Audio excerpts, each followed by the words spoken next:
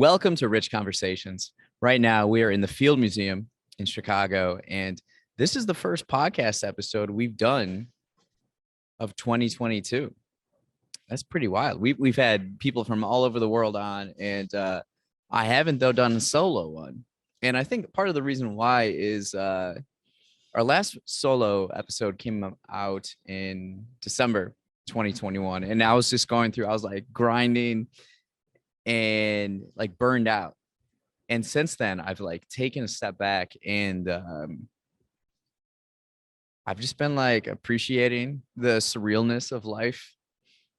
Of like, it's like so wild the things that are happening that it's like hard to explain it or hard to like really think about. So lately, I've been exploring quantum theory. This is a introduction to quantum theory by John Polkinghorne, and yeah, so I'm looking towards physics to kind of uh, figure out what's happening in life. Kind of an odd thing, isn't it? The other book I'm reading right now is The 90s by Chuck Klosterman. He's my favorite writer. He just like has such a cool writing style. It's how do I explain it? It's kind of philosophical, but he uses a lot of like pop culture and um it's fun. It's like fun philosophy and it gets you to think about the world in kind of a unique way. I just really appreciate him. So that book came out recently.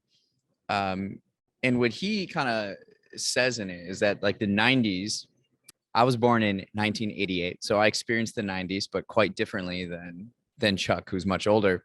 But he says the 90s, decades don't start like right at, like January 1st, 2020, right? There are like events, like cultural events that kind of mark that are like serve as markers for the decade.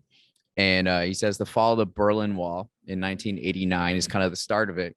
And then the 9/11 attacks on the World Trade Centers in 2001 are kind of like the end of the 90s. And so we were in New York. We were in New York last week. It was so much fun. And someone who's been on this show before, Joe Anhalt, I was staying with him and his fiance, and it was a lovely time in their Brooklyn apartment. And he had mentioned that like 2022 is when the 20s decade is starting. I think it's a very interesting. I agree with it because life will be radically different. I mean, it is radically different right now. Um, and the word normal is used a lot. Like I can't wait till things get back to normal. I don't think I think it's naive to actually think that things are going to go back to the way life was before COVID. That's impossible. So much has transpired with technology and just like society. It's never going to be the same. That like the decade is over and now it's starting. And I'm so excited. I'm so excited for the future. The people I've been talking to, we're talking the 21st century is so exciting. And the things that I'm working on and just like the world, I tell people I have trouble sleeping at night because I'm so excited for the next day. It's real. It's real. Like I'll like wake up in the middle of the night. And I'm like, I hope I don't set alarm clocks. So I kind of just wake up when my body wakes me up. And like last night, I woke up at 2:38 and I checked my phone. I'm like, oh, I have to sleep for a little bit longer. Because I'm just every day, and this is about like the surrealness of it, and just like this, there's like this, just like this aura of gratitude, and just like every day, I'm better than I was yesterday, and things are moving and evolving, and uh, it's just so beautiful. It's so beautiful. And I'm like excited to wake up every day. Not a lot of people get to say that, but that comes from, working every day at this stuff. And it's been great. Let me tell you about my New York trip. Okay. New York was fabulous. I get to the airport. The flight was delayed. And I hear my name called. And she said, "You're one of two passengers on this flight." So I flew to New York, private. I got bumped up to first class. It was me and another dude on the flight. So that was my flight to New York. It was pretty much by ourselves. Then I got there. And now I'm like familiar with Brooklyn. So I went to a coffee shop and I read Quantum Theory. Then went to thrift stores, got a couple books. Next day went to MoMA. My battery's running low on my computer, so I gotta record this. I gotta wrap it up. I'm so grateful. Like I went out to dinner with Joe that night. Went to Colonia Verde, this Latin restaurant in Brooklyn.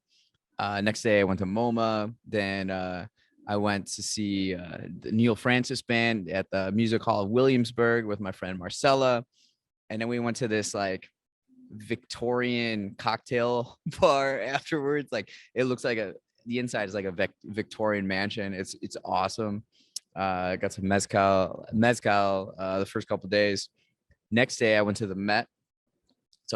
I went to the European art, so checked out like the Van Gogh and Impressionism, inspiring Disney. So it was like, this is a really cool exhibit where like the Disney animation studio would look at like French decorative arts to create these wonderful animation movies, these films that we've seen: Sleeping Beauty, Cinderella, Beauty and the Beast, really inspired from that era. And I just like chilled there was kind of like this calmness that I can't do everything at the Met. It's like the most impressive museum I've ever gone to. So I was there for like maybe 3 or 4 hours, and like 2 of those hours I just sat in the cafe and just wrote. Then after that, I went to Crown Heights, Brooklyn, and I met up with my friend Carlita at Chivella's, and we had tacos and margaritas, and then we got a bottle of wine, Bordeaux.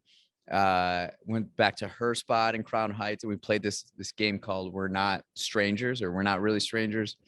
Next day, we went to art galleries in Lower East Side. Then later, my battery's at like 22, so I gotta wrap this up. Then later, we went to the show.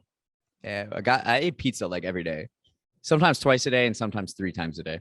And then we went to the show. We found out our friend Alex Seeley's in town, playing Dumpster Funk at Brooklyn Bowl. So we went to that, and it was awesome. It's awesome to have friends and bands, and they're so talented, and they're on tours. You can see them. I can travel now. That's like the reason why I went to New York, because Colin and Neil were playing a show. I'm like, I'm gonna go that. I'm looking for reasons to visit friends in New York now.